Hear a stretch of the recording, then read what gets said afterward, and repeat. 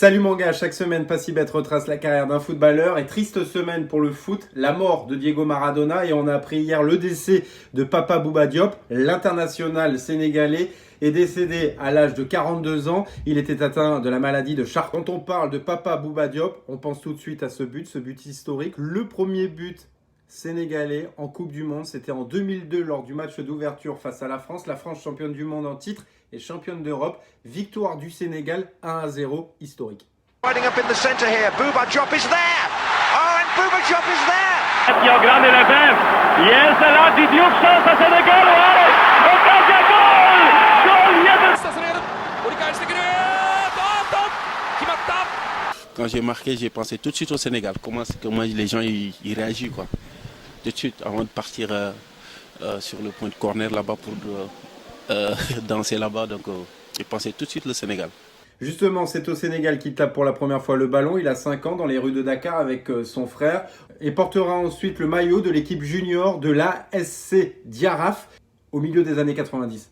Il impressionne physiquement, ses performances ne passent pas inaperçues, ça lui ouvre les portes de l'équipe junior de la sélection sénégalaise et surtout des clubs européens mais aussi arabes sont intéressés. Son frère va négocier son transfert, direction le vieux continent, la Suisse, à Vevey. Il a 21 ans, découvre la 3e division en Suisse, s'engage ensuite avec le club de Neuchâtel, joue attaquant mais son coach va le repositionner milieu de terrain. Il fait forte impression et il signe un contrat avec les Grasshoppers de Zurich et il est champion de Suisse dès 2001.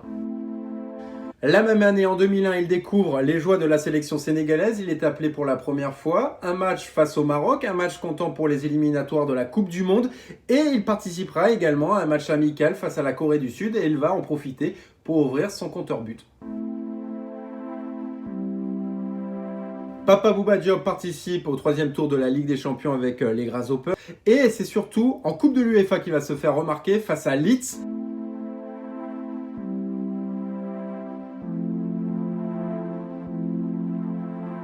Le Racing Club de Lens est intéressé par son profil, négocie son contrat et il débarque dans le nord de la France en janvier 2002. Il ne le sait pas encore, mais l'année 2002 sera sa plus belle année footballistique. Il va jouer la CAN, atteindre la finale de la CAN, finale perdue. 3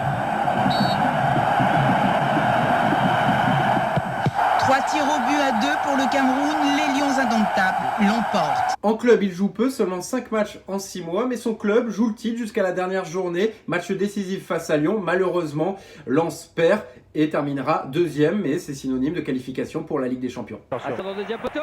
Il est tout seul. Et but. L'ouverture du score du RC Lens par Bouba Diop. Le plus beau reste à venir, c'est la Coupe du Monde 2002. Le Sénégal est qualifié dans le même groupe que les champions du monde en titre, la France. Le match d'ouverture, c'est France-Sénégal. Et il y a eu un seul but, c'est le but de Papa Bouba Diop. On se souvient tous de son tacle rageur devant Fabien Barthez.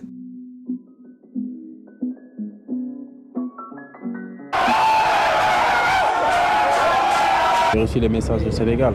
Ils sont tous contents. Et puis je pense que ça fait bien pour nous aussi de gagner la France, les champions du monde. Il est l'un des leaders de sa sélection, va inscrire au total 3 buts lors de cette compétition. C'est tout simplement le meilleur buteur sénégalais en Coupe du Monde.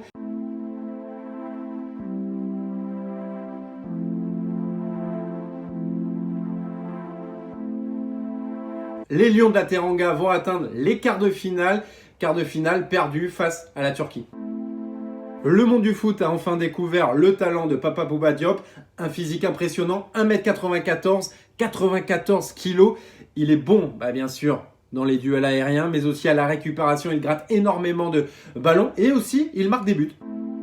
Il joue la Ligue des Champions avec le Racing Club de Lens. C'est l'heure du départ, direction la Première Ligue. Il signe à Fulham, il reste 3 ans. Reste toujours en Première Ligue, mais change de club. Portsmouth, c'est là-bas qu'il va remporter la Coupe d'Angleterre.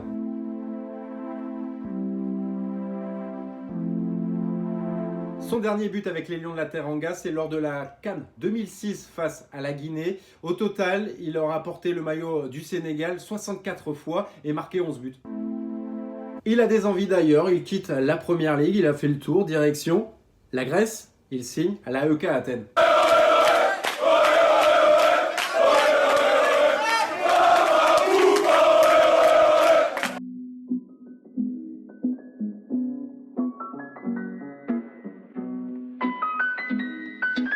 Il revient vite en Première Ligue, il adore ce championnat, il signe à West Ham, une dernière pige à Birmingham avant de prendre sa retraite en 2013. Ensuite, il vivait à Arras avec sa famille, gérait ses biens immobiliers, a même créé une association pour venir en aide aux personnes de sa ville natale. Et puis donc on a appris ce dimanche son décès. Il souffrait de la maladie de Charcot depuis plusieurs années. Ses anciens clubs, ses anciens partenaires lui ont rendu hommage dans les médias mais aussi sur les réseaux sociaux.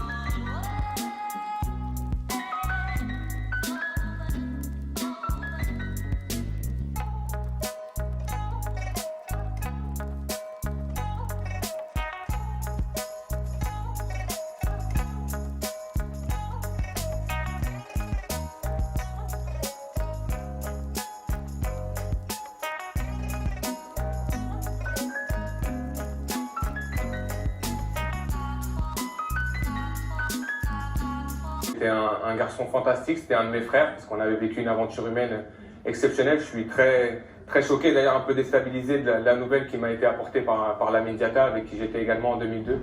C'est une grosse perte pour le football africain, une grosse perte pour le football français, parce qu'il a joué aussi en France, en Angleterre, et c'était un garçon charmant.